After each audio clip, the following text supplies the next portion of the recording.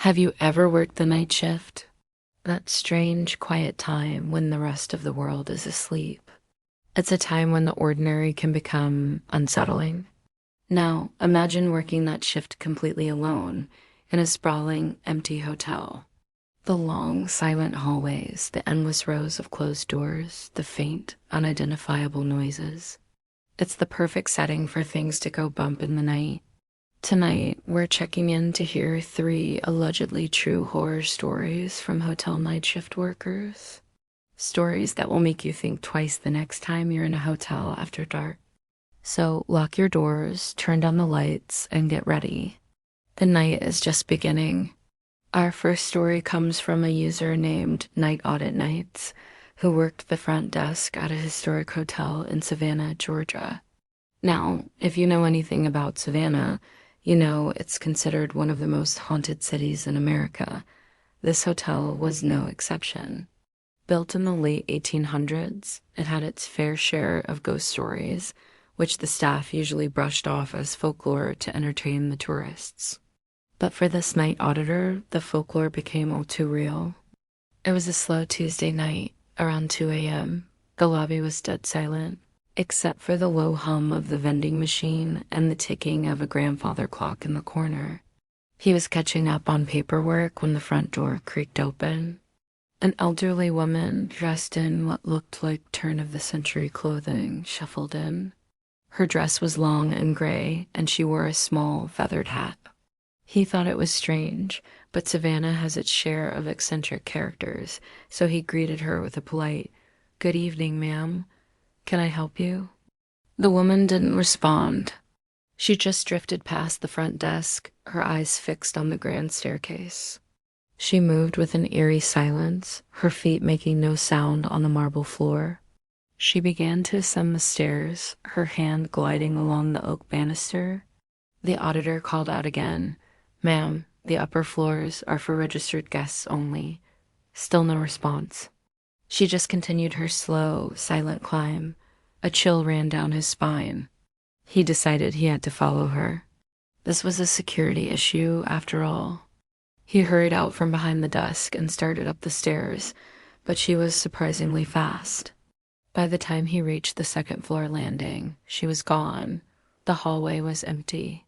He checked both ends, listened for any sound of a door opening or closing, but there was nothing, just silence. He felt a growing sense of unease. He walked the length of the hall, his own footsteps echoing unnaturally loud. He even peeked into the linen closets. Nothing. It was as if she had vanished into thin air. He went back downstairs, completely bewildered. He decided to check the security cameras. He rewound the footage to the moment the door opened, and his blood ran cold. The camera showed the front door creaking open on its own. No one entered. He watched the footage again, scrubbing it back and forth. The door opened, nothing came through, and then it slowly closed. But he saw her. He saw her as clearly as he saw the desk in front of him. He spent the rest of his shift jumping at every sound, his eyes glued to the monitors, terrified of what he might or might not see next. He later learned from the hotel, as longest-serving maintenance man, that staff had reported seeing the gray lady for decades, always silent, always climbing that same staircase, and always vanishing on the second floor. Our second story takes us to a modern corporate hotel chain just off a major highway. The teller of this tale, let's call him Mark, was a college student working the night shift to pay his bills. Unlike the last hotel, this one had no spooky history. It was a standard cookie-cutter building, which somehow made his experience even more terrifying. It was around 3:30 a.m. Mark was in the back office, monitoring security feeds. It was a quiet night with only a handful of late check-ins. He was about to do his rounds when he noticed something on the camera for the third-floor hallway. A man was just standing there, in the middle of the hall, facing away from the camera, completely still. Mark zoomed in. The man was wearing a simple dark suit. He wasn't doing anything, just standing. Mark assumed it was probably a guest who Dee had a bit too much to drink and got disoriented. He watched for a few minutes, but the man didn't move. Not a twitch. This was starting to feel weird. Company policy dictated he had to go check it out. So he grabbed his master key and headed for the elevator. When the doors opened on the third floor, the hallway was empty. The man was gone. Mark felt a little relieved, but also confused. He walked the length of the hall, listening at each door. All was quiet. Shrugging it off as a guest who'd found his room, he headed back to the lobby. Back in the office, he glanced at the monitors. And his heart stopped. The man was back. In the exact same spot on the third floor camera feed, just standing there. But this time, he slowly turned his head, as if he knew he was being watched, and looked directly into the camera. Mark said the man's face was unnaturally pale, and his eyes were dark, empty pits. But the worst part was his smile. It was a wide, grotesque grin that stretched too far across his face, filled with what looked like too many teeth. Mark froze in terror. He couldn't look away. Then the man raised a hand and gave a slow, deliberate wave to the camera. That's when Mark bolted. He locked himself in the back office, his heart pounding in his chest. He was too scared to call the police. What would he even say? There's a creepy guy smiling at me through the camera. He spent the rest of the night huddled in the office, watching the monitor in horrified fascination. The man didn't move again.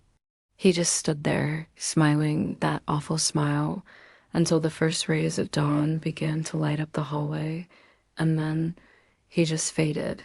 He didn't walk away. He dissolved like smoke. Mark quit the next day and never worked another night shift again. For our final story, we head to a somewhat rundown motel on the outskirts of a small desert town. Our narrator, who posted his story online, was covering a shift for a friend. He said the place gave him the creeps from the moment he walked in. It was the kind of place where the ice machine was always broken and the carpets had seen better decades. His shift was uneventful until just after 1 a.m. when the phone at the front desk rang. It was the guest in room 207. He was whispering frantically, "There's someone in my room. I can hear them breathing." "They're in the closet?" The narrator's first thought was that it was a prank. But the man on the phone sounded genuinely terrified. He told the guest to stay on the line and that he was calling the police. He hung up and dialed 911. As he was explaining the situation, the phone for room 207 started ringing on the switchboard. He told the 911 dispatcher to hold on and answered the incoming call. It was the guest from room 207 again, but this time his voice was calm, almost cheerful. "Hey, sorry about that," the man said. "False alarm. My wife was sleep-talking. We're all good now. Sorry to bother you." The narrator was confused. He asked, "Your wife?" "Sir, you checked in alone." There was a long pause on the other end of the line. Then the man's voice dropped back to that same terrified whisper. "She's not my wife," he breathed, and the line went dead. A cold dread washed over the narrator. He told the 911 dispatcher what just happened, and they said officers were already on their way. The few minutes it took for the police to arrive felt like an eternity. He kept staring at the switchboard, terrified the phone would ring again. When the police finally arrived, they went straight up to room 207. The narrator waited at the front desk, his stomach in knots. After about 10 minutes, one of the officers came downstairs. His face was pale. He asked the narrator to confirm the guest's name and that he had checked in alone. The narrator confirmed it. The officer then explained that they found the guest in the room, huddled in the corner of the bathroom. He was deceased, but that wasn't the most disturbing part. The closet door was wide open, and inside, scrawled on the back wall in what looked like lipstick, were the words, "Weren't we good on the phone?" The silence of a hotel at night holds more than just peace and quiet. It holds stories. It holds secrets. And sometimes it holds things that have no business being there. These stories remind us that behind every closed door, there could be a story waiting to unfold, and not all of them have a happy ending. Thanks for watching. If you have your own creepy story to share, leave it in the comments below. Don't forget to like this video and subscribe for more unsettling tales. Stay safe out there.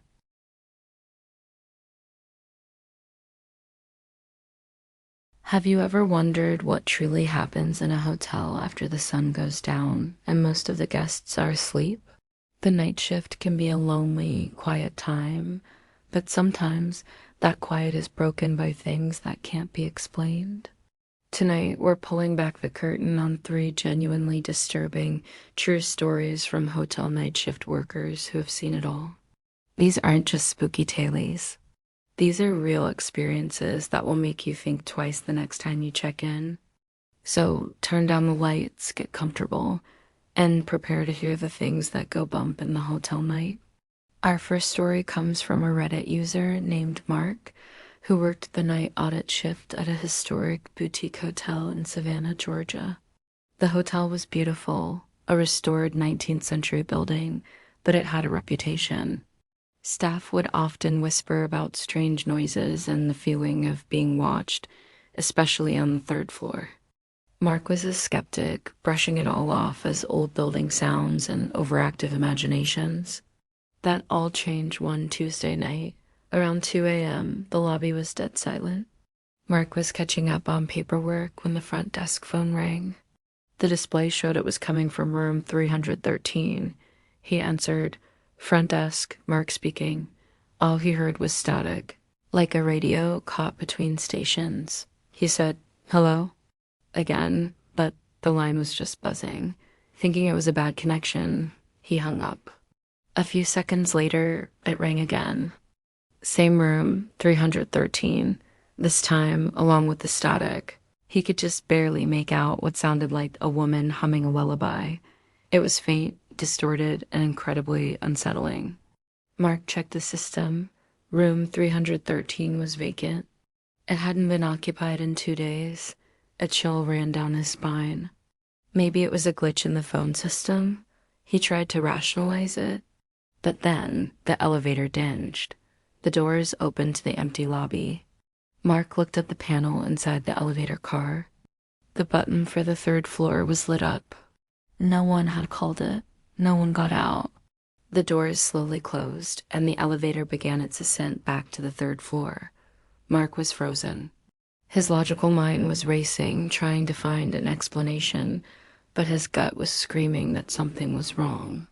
He spent the rest of his shift staring at the security monitor, watching the empty 3rd floor hallway, his heart pounding with every creak of the old building.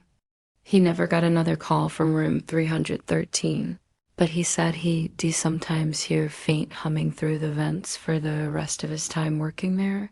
He quit a month later. He couldn't shake the feeling that whatever was in that room was waiting. Next, we head to a modern, sprawling resort in the Arizona desert. The story was shared by a former security guard. Let's call him David. David's job was to patrol the massive property overnight. It was usually uneventful, just him, the coyotes, and the stars. The resort had several pools, and one of his duties was to make sure they were empty and locked after 10 p.m. The main pool area was huge, with a winding, lazy river feature. One sweltering July night, around 3 a.m., David was doing his final sweep. As he approached the main pool, he heard splashing. This wasn't unusual. Sometimes guests would sneak in for a late-night swim. He rounded the corner, flashlight beam cutting through the darkness, ready to ask them to leave. But there was no one there. The water in the main pool was perfectly still, shimmering under the moonlight. The splashing sound, however, continued. It seemed to be coming from the lazy river, which was around a bend, obscured by some decorative rock formations. David cautiously walked toward the sound. The splashing got louder, more frantic, like someone was struggling in the water. He called out, "Security? Is anyone there?" The splashing stopped instantly. The silence that followed was heavy and absolute. David scanned the entire length of the lazy river with his powerful flashlight. It was completely empty. The water was calm, with not even a ripple to suggest someone had just been there. He stood there for a good 5 minutes, listening. Nothing. He checked the gates, all locked from the inside, just as he'd left them. There was no way anyone could have gotten in or out without him knowing. Shaken, he continued his patrol, but the incident stuck with him. He told a senior guard about it the next day, who just nodded grimly.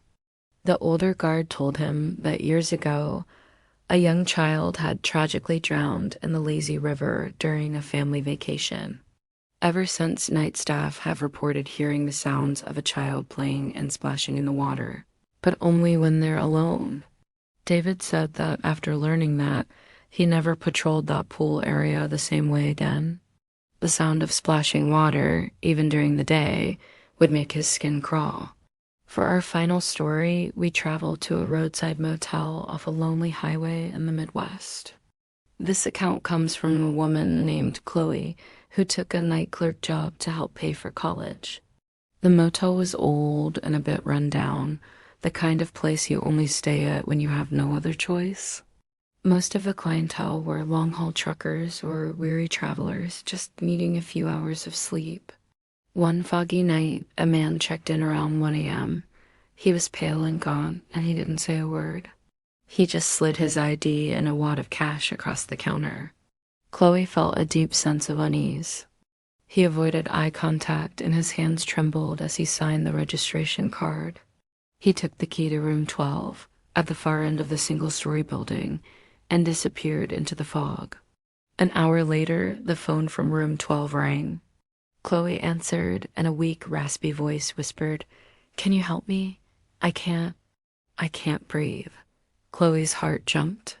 She told him she was calling 911 immediately and ran to the phone. As she was dialing, the line from room 12 went dead. The paramedics arrived within minutes. Chloe directed them to room 12, her hands shaking as she unlocked the door for them. They went inside, and a moment later, one of the paramedics came out looking confused. He asked Chloe, "Ma'am, are you sure this is the right room?" Chloe insisted it was. He led her to the doorway, and she peered inside. The room was pristine. The bed was perfectly made, the towels were untouched, and there was no sign that anyone had ever been in there. His luggage was gone. The key was sitting on the nightstand. It was as if he had vanished into thin air. They searched the entire area, but the man was gone. Chloe was baffled and terrified. The police were called, and they reviewed the security footage. The footage showed the man checking in, clear as day. It showed him walking towards room 12 and disappearing into the fog, but it never, ever showed him leaving. They fast-forwarded through the entire night. The man never came out of that room. The next morning, the motel owner arrived. A distraught Chloe told him everything. The owner looked pale. He explained that 20 years prior, a man suffering from a severe asthma attack had died in that very room because he couldn't reach his inhaler in time. His description of the man matched the guest from Chloe's security footage perfectly. Chloe finished her shift and never went back. To this day, she has no explanation for what happened. Was it a ghost, a premonition, or something else entirely? Whatever it was a terrifying reminder that some guests check in, but they don't always check out. From mysterious phone calls in vacant rooms to phantom swimmers and guests who vanish without a trace, the world of the hotel night shift is filled with stories that defy explanation. These workers are the silent guardians of the night, witnessing things we can only imagine. It makes you wonder what stories the walls of your next hotel room could tell. Thank you so much for joining me for these unsettling tales. If you have your own spooky story to share, please leave it in the comments below. I'd love to read it. And if you enjoyed this video, don't forget to hit that like button, subscribe to the channel, and ring the notification bell so you don't miss our next journey into the unknown. Stay safe out there and sleep well, if you can.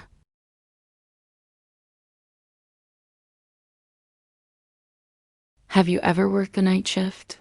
That strange, quiet time when the world outside is asleep, but you're wide awake, surrounded by the hum of fluorescent lights and the echoing silence of an empty building.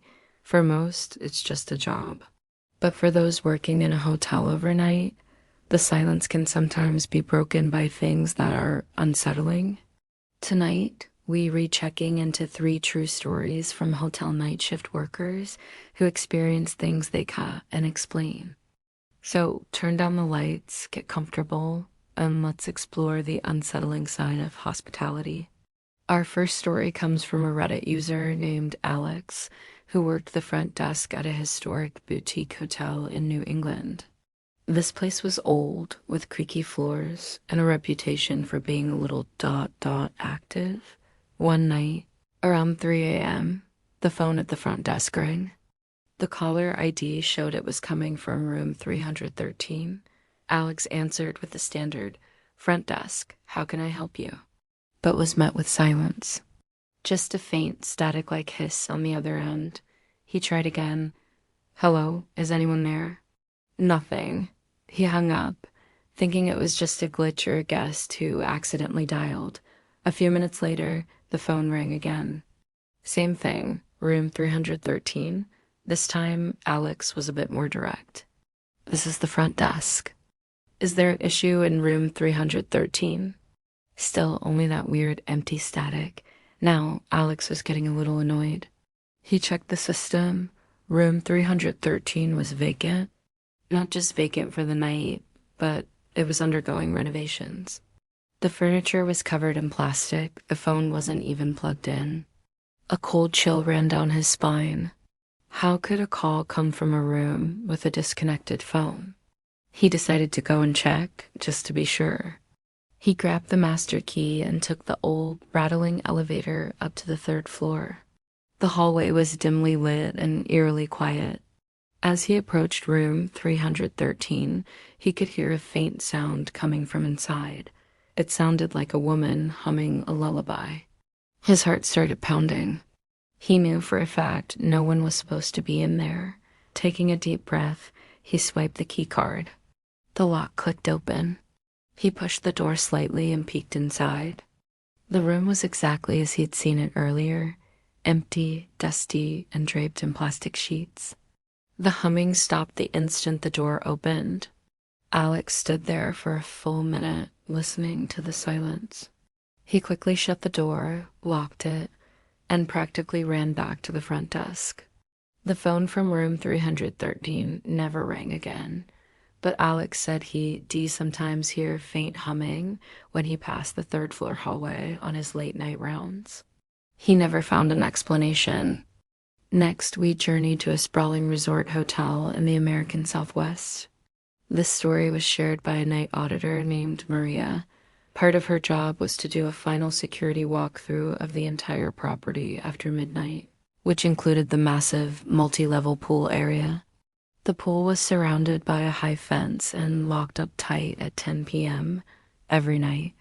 One humid summer night, as Maria was making her rounds around 2:30 a.m., she saw something that made her stop in her tracks. In the deep end of the main pool, she saw ripples. Not just small ripples from the wind, but the kind of concentric circles you see after something has just gone under the surface. She scanned the entire pool deck. The gates were locked, nobody was there. She was completely alone. She thought maybe an animal had fallen in, so she walked the perimeter, shining her flashlight across the water's surface. Nothing. The water was perfectly still again. Shrugging it off as her eyes playing tricks on her, she continued her patrol. But as she rounded the corner near the cabanas, she heard it. A splash, a loud one, coming from the deep end again. She whipped around, flashlight beam cutting through the dark. And this time she saw it clearly. A set of wet footprints, leading away from the edge of the pool and stopping abruptly in the middle of the concrete deck. They weren't there moments before. It was as if someone had climbed out of the pool, taken 3 steps, and then simply vanished into thin air. Maria didn't even hesitate. She turned and walked very quickly back inside, locking the door to the pool area behind her. She reported it in her log, but her manager just laughed it off. Maria, however, started taking a different, longer route for her nightly patrols, avoiding the pool area altogether. She said you can explain away sounds, but you can't explain away a set of wet footprints that appear out of nowhere and lead to nothing. Our final story for tonight comes from Mark, a former night security guard at a modern high-rise hotel in a bustling city center. This hotel was sleek and new, not the kind of place you'd expect to have ghost stories. Mark's job mainly involved monitoring a bank of security cameras covering every floor and public space. For months, the job was mind-numbingly boring, just watching empty hallways and silent lobbies, until one night, Mark was cycling through the camera feeds when he landed on the camera for the 14th floor. He noticed a man standing at the far end of the hallway near the emergency exit. The man was just standing there, facing the wall. He was wearing what looked like an old-fashioned dark suit. Mark zoomed in, but the image quality wasn't great. He figured it was a guest who was lost or maybe had too much to drink. He watched for a few minutes, but the man didn't move. Not a single twitch. It was unnerving. Mark radioed his partner, who was doing a physical patrol, and asked him to go check on the 14th floor. Mark kept his eyes glued to the screen. He watched his partner step out of the elevator on the 14th floor and start walking down the hall toward the figure. But as his partner got closer, something bizarre happened on the monitor. The figure of the man in the suit started to flicker, like a bad TV signal. Just as Mark's partner was about to reach him, the figure vanished completely, right on camera. Mark's jaw dropped. His radio crackled to life. It was his partner. "Mark, there's no one here. The hallway is empty." Mark tried to explain what he saw, but his partner thought he was joking. Shaken, Mark rewound the footage. He watched it again. The man was there, standing, flickering, and then gone. He saved the clip to show his manager in the morning. When the manager arrived, Mark eagerly played the footage. But the clip was different. It showed his partner walking down an empty hallway.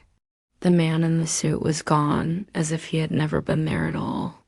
The original footage had been inexplicably replaced. Mark quit a week later. He couldn't shake the feeling that whatever was on that tape didn't want to be seen. He said the most terrifying part wasn't seeing the figure disappear, but the chilling realization that the evidence of it had been erased. And there you have it.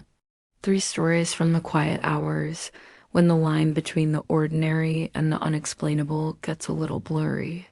It makes you wonder what else happens in these transient spaces when the rest of the world is asleep. What do you think? Have you ever had a strange experience working late at night? Let me know in the comments below. Thank you so much for joining me on this late night journey. If you enjoyed these stories and want to hear more unsettling tales, don't forget to hit that like button and subscribe to the channel. It really helps us out. Stay safe and maybe leave a light on tonight. I'll see you in the next video.